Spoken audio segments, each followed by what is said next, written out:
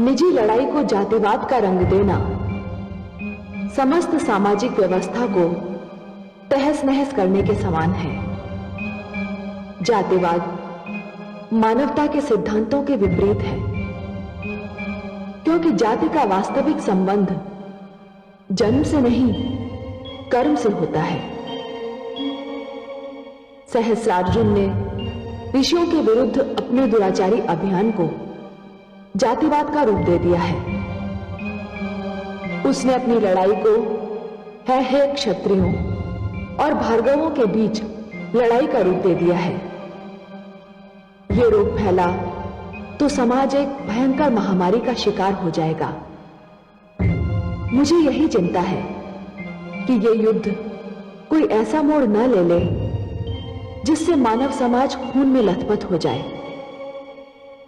परशुराम के प्रति जो अन्याय हुआ है वो क्या रंग लाएगा, मुझे इसकी भी चिंता है। महाराज सहस्रार्जुन, आप चिंता ना करें। आपके सामने हम सेना की एक ऐसी दीवार खड़ी कर देंगे जिसको तोड़ना परशुराम के लिए असंभव हो जाएगा। नहीं, यह उचित नहीं होगा। इस नीति में मुझे कोई बुद्धिमानी दिखाई नहीं देती। ऐसा क्यों महाराज? हम जो कुछ भी कर रहे हैं आपकी सुरक्षा को ध्यान में रखकर कर रहे हैं। इस समय हमारी सुरक्षा से भी महत्वपूर्ण है परशुराम का वध।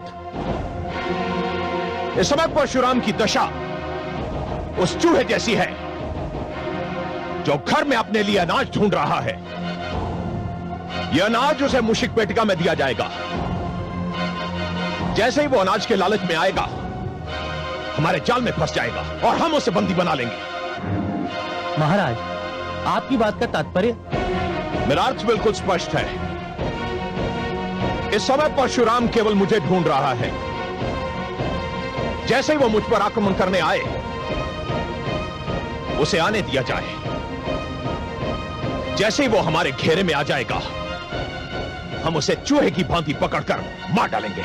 महाराज, मैं आपका तात्पर्य अच्छी तरह समझ गया। हम इसी प्रकार व्यूह की रचना करेंगे।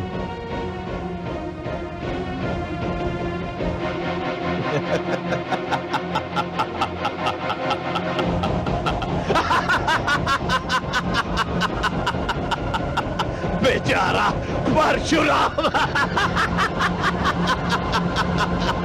परशुराम, नहीं, हम ऐसा नहीं करेंगे। हम ऐसा कदापि नहीं करेंगे। ऐसा क्यों? क्योंकि सहस्रार्जुन भी यही सोच रहा है। वो मुझे चूहे की भांति घेर कर मारना चाहता है। तुम लोगों में से जिनकी काया काटी मेरे समान है, ऐसे 5 युवकों को मेरा रूप धारण करना होगा और एक एक करके उन राजाओं की सेना पर आक्रमण करना होगा। तुम में से जो भार्गव वीर मेरे रूप में आक्रमण करेगा वो आक्रमण करने के उपरांत वहां रुकेगा नहीं, वहां से भाग जाएगा ताकि सेना की टुकड़ी भी उसके पीछे भाग जाए। तदुपरांत मेरा वेश धारण किए हुए दूसरा वीर सेना की दूसरी टुकड़ी पर आक्रमण करेगा और वो भी उसी प्रकार भागेगा। इससे उनकी सेना में आतंक फैल जाएगा, भ्रम की स्थिति उत्पन्न होगी। उनके सैनिक ये समझ नहीं पाएंगे कि वो कहां जाएं और क्या करें। और ध्यान रहे, हमें उनके हाथों नहीं मरना है, हमें उन्हें मारना है। और कोई प्रश्न?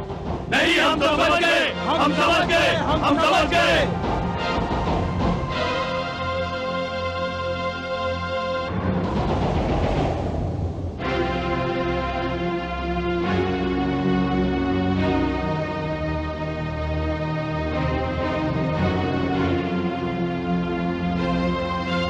महाराज की जय हो। परशुराम ने अपने संदेश वाहक को कोई महत्वपूर्ण संदेश लेकर भेजा है।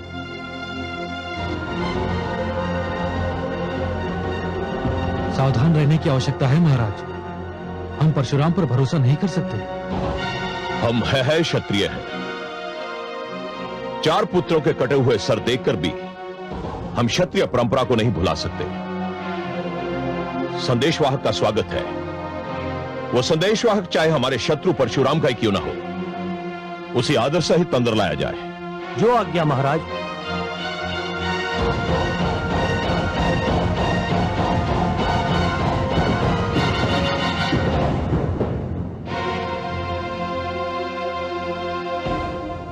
श्री राज राजेश्वर चक्रवर्ती सम्राट सहस्त्रार्जुन की जय हो। औपचारिकता में समय नष्ट करने के स्थान पर वो संदेश सुनाओ जो परशुराम ने तुम्हें यहां देने के लिए भेजा है। महाराज, जमदग्नि पुत्र परशुराम ने यह संदेश भेजा है कि युद्ध प्रारंभ होने से पहले वो एक बार आपसे मिलना चाहते हैं। मुझसे मिलना चाहता है? क्यों? ये तो मैं नहीं बता सकता, मुझे केवल संदेश देने का आदेश था। कहां मिलना चाहता है? युद्ध क्षेत्र में। किंतु महाराज, मेरा संदेश अभी पूरा नहीं हुआ है। तो पूरा करो। महाराज, परशुराम ने यह भी कहा है कि आप उनसे मिलने आए, किंतु अकेले।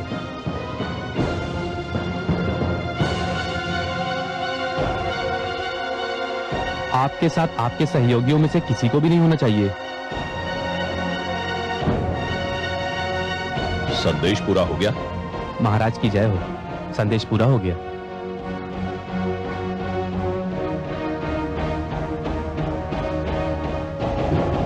आपने क्या निर्णय लिया है महाराज? हम सोच रहे हैं।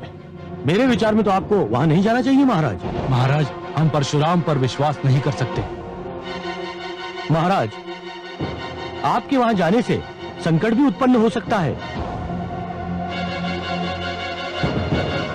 और हमारे ना जाने से क्षत्रिय गौरव का अपमान भी हो सकता है। क्षत्रिय गौरव के सम्मुख हमारे प्राणों का कोई मूल्य नहीं। हम जाएंगे, अवश्य जाएंगे। परशुराम से कहो कि हमने उसकी विनती स्वीकार कर ली है। हम उसे मिलने अवश्य आएंगे। महाराज की जय हो।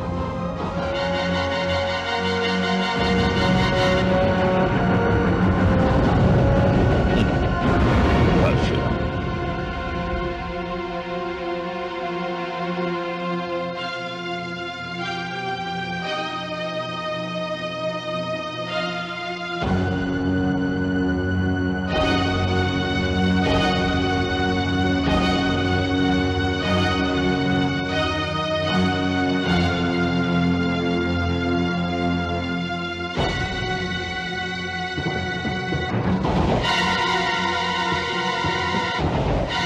तुमने कदापि आशा नहीं की होगी कि मैं तुमसे भेंट करने आऊंगा।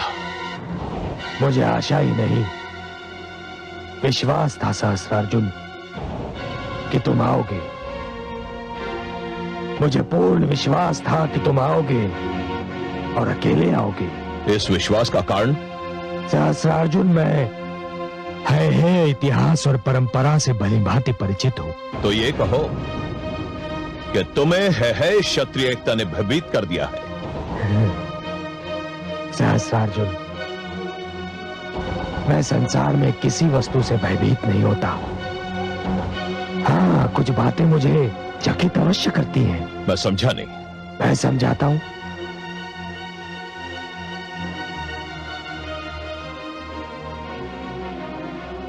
सहस्त्रार्जुन, मुझे कभी किसी व्यक्ति का उत्थान चकित नहीं करता, क्योंकि मैं जानता हूं कि उस व्यक्ति के उत्थान का कारण उसकी योग्यता है। जीवन में उत्थान उसी व्यक्ति का होता है जो उसकी क्षमता रखता है, परंतु उसी व्यक्ति का जब पतन होता है कार्तवीर्य, तब मैं चकित अवश्य रह जाता हूं, ये सोचकर कि उस व्यक्ति की वो योग्यता कहां लुप्त हो गई जो कभी उसके उत्थान का कारण बनी थी। मैं तुम्हारी कथा सुनने नहीं आया। कथा सुनाने तो मैं भी नहीं आया हूं। मैं जो कुछ कह रहा हूं वो अक्षरशः सत्य है। तुम एक तेजस्वी राजा थे, बलवान शासक, प्रतापी नरेश, इतने तेजस्वी कि स्वयं भगवान विष्णु ने प्रसन्न होकर तुम्हें सहस्र बाहुओं का बल दे दिया। और तुम कार्तवीर्य से सहस्रार्जुन बन गए। तुम उस योग्य भी थे, परंतु फिर तुम्हारा पतन क्यों आरंभ हो गया कार्तवीर्य? कौन कहता है कि मेरा पतन आरंभ हो गया है? मैं आज भी चक्रवर्ती हूं। पूरे विश्व में मेरे यश का डंका बज रहा है। मैं आज भी उतना ही शक्तिशाली हूं। नहीं कार्तवीर्य, नहीं, तुम शक्तिशाली नहीं हो। यदि तुम अपने मुख से कहना नहीं चाहते, तब भी इस बात को तुम्हारा मन भली भांति जानता है। तुम झूठ बोल रहे हो। तुम्हारे पास इस बात का कोई प्रमाण नहीं। आज तुमने मुझसे युद्ध करने के लिए समस्त है क्षत्रियों को एकत्रित किया है सहस्रार्जुन, ये जानते हुए कि मैं एक अकेला योद्धा हूं। ये तुम्हारी दुर्बलता का प्रमाण नहीं तो और क्या है। दुख यह है कार्तवीर्य कि तुम्हें अपनी दुर्बलता और उसके फल स्वरूप अपने पतन का कारण ज्ञात नहीं है। तुम्हें शक्ति मिली, किंतु तुम उसे संभाल नहीं पाए। तुमने अत्याचार को वीरता माना, तुम्हें प्रताप मिला, किंतु तुम अपना संतुलन खो बैठे। उसका परिणाम यह हुआ कार्तवीर्य सहस्रार्जुन कि आज तुम्हारा पतन तुम्हारी आंखों में आंखें डालकर खड़ा है। पतन क्या होता है परशुराम? यह तुम्हें उस समय ज्ञात होगा जब मेरा पांव तुम्हारी छाती पर और मेरा खड़ग तुम्हारी गर्दन पर होगा, और जब मैं युद्ध क्षेत्र में अपने खड़ग से तुम्हारा गला रेत रहा हूंगा, तो उस समय मेरे मन में यही विचार होगा कि मैंने अपने चारों प्रिय पुत्रों के रक्त की एक एक बूंद का मूल्य प्राप्त कर लिया है।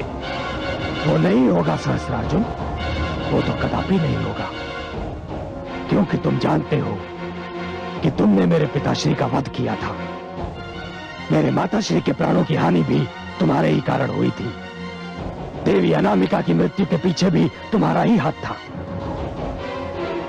तुम ये सब जानते हो कार्तवीर्य सहस्रार्जुन, और तुम ये भी भली भांति जानते हो कि तुम्हें इस सब का मूल्य चुकाना है,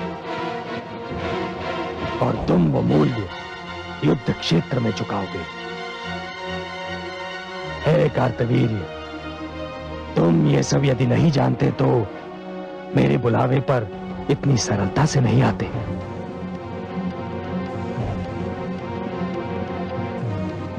मुझे अब तक यह नहीं ज्ञात हो सका कि तुमने मुझे यहां आने का निमंत्रण क्यों दिया था। एक अवसर देने के लिए, केवल एक अंतिम अवसर। जो बात मैंने महारानी मृण्मयी से कही थी, यदि तुम वो बात मान लो सहस्रार्जुन, यदि तुम समस्त ऋषियों, भार्गवों और विद्यार्थियों से क्षमा मांग लो, तो यह युद्ध टल सकता है। तुम्हारे प्राणों की रक्षा हो सकती है।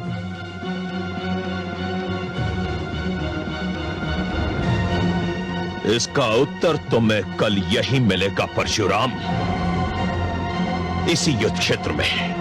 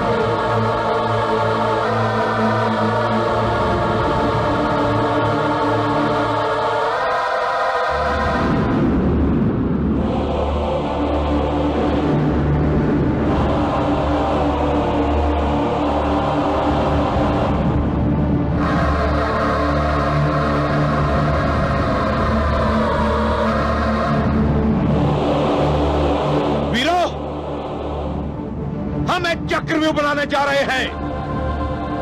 समझ रहे, एक एक सैनिक, एक एक योद्धा का एक ही लक्ष्य होगा, परशुराम। वो जिस ओर से भी चक्रव्यूह में प्रवेश करने का प्रयत्न करे, उसे घेर कर मार दिया जाए। यह इतिहास का बहुत ही अनोखा युद्ध होगा। एक ही व्यक्ति की मृत्यु और विजय। परशुराम किसी और से भी बचकर न जाने पाए।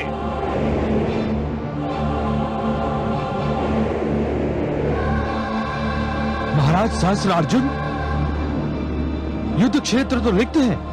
यह कैसा युद्ध है? यहां तो कोई प्रतिद्वंदी नहीं है।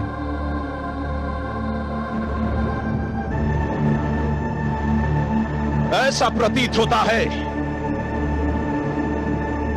कि आज भार्गव भय के कारण नहीं आएंगे। हाँ, मुझे तो ऐसा लगता है कि आज युद्ध ही नहीं होगा।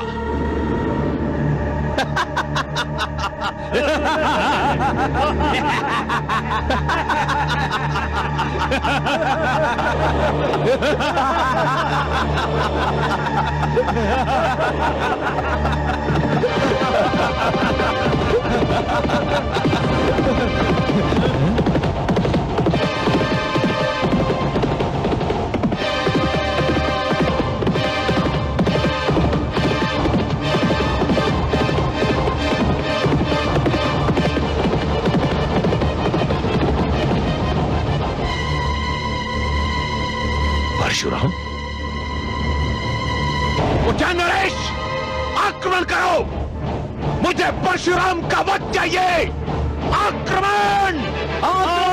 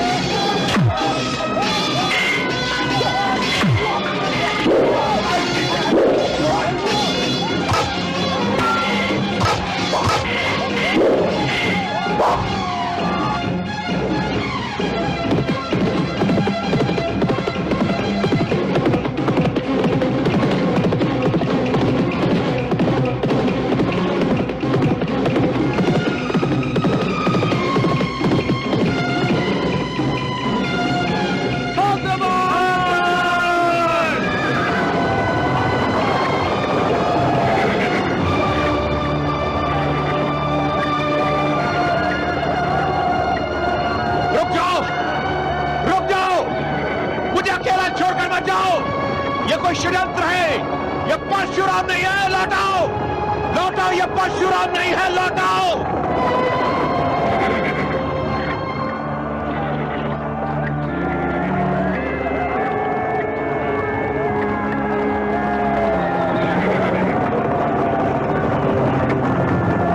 रुक जाओ, मैं कहता हूं रुक जाओ। ये परशुराम नहीं है। रुक जाओ, रुक जाओ, रुक जाओ, मुझे अकेला छोड़कर मत जाओ। ये कोई षड्यंत्र है, ये परशुराम नहीं है। लौटाओ, लौटाओ, ये परशुराम नहीं है। लौटाओ।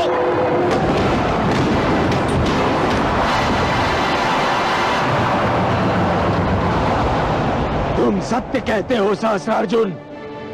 परशुराम वो नहीं, परशुराम तो मैं हूं। अब उठाओ अपने शस्त्र और दिखाओ अपनी सहस्त्र बाहुओं का बल।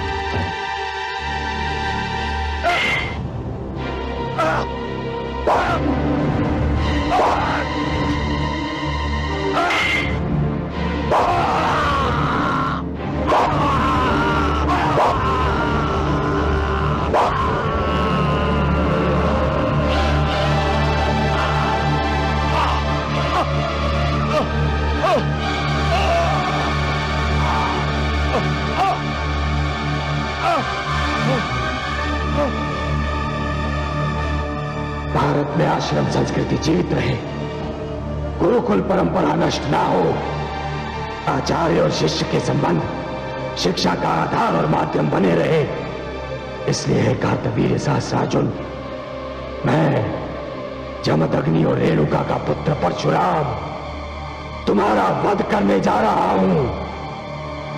शंभो!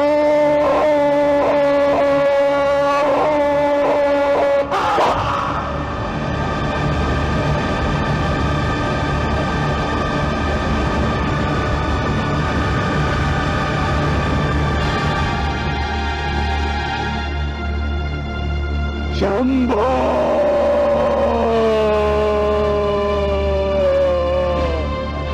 हे शंभो!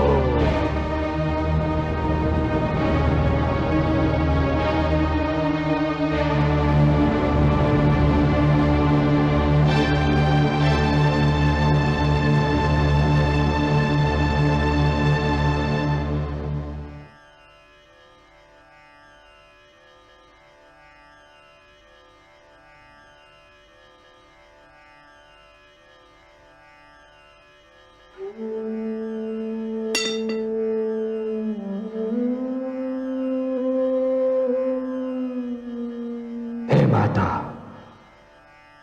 हे पिता, मैंने आपको वचन दिया था कि इस धरती को हे क्षत्रियों के रक्त का सरोवर बना दूंगा। मैंने अपना वचन निभाया है माता।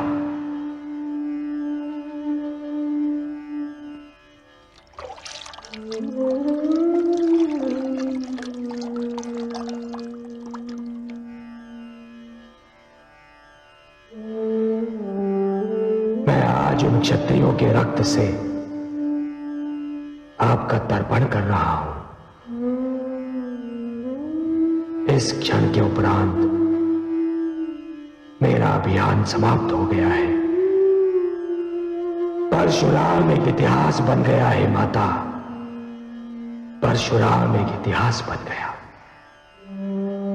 वो इतिहास जो मानव को यह बताएगा कि अत्याचार का विरोध ना करना अत्याचार को सहयोग देना है। हे देवगण, हे ब्रह्मा, हे शिव शंभो, परशुराम ने अपना लक्ष्य पूर्ण कर लिया। मैंने अपना लक्ष्य पूर्ण कर लिया।